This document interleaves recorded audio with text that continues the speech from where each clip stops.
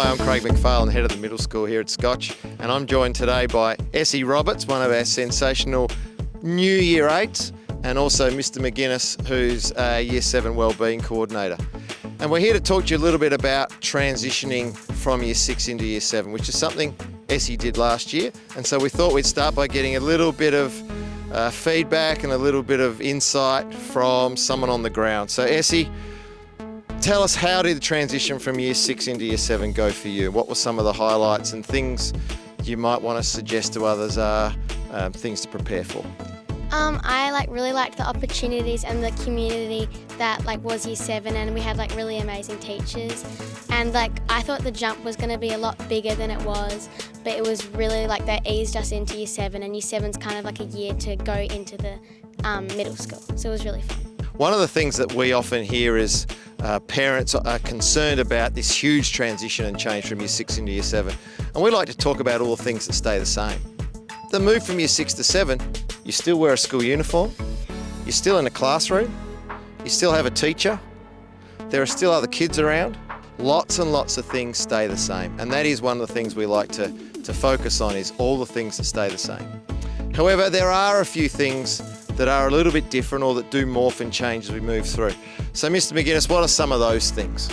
Might take the moment now to mention our term graduated responsibility, which is where the things that morph really come into play.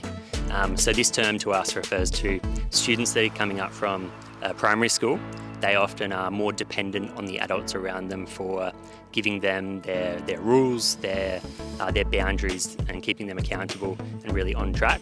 Whereas throughout the middle school, obviously kicking off in Year 7, we want to move students towards being more independent people, and the graduated responsibility bit comes in is that they have, as Essie has said, supporting teachers around them that will slowly increase the freedom and opportunities to be independent. They're not just thrown in the deep end, and we hope that they survive. They'll have boundaries and things that will keep them on track to act just like the big kids around them, but it is gradually giving them that opportunity to become more independent. So, graduated responsibility for the kids. But what about parents?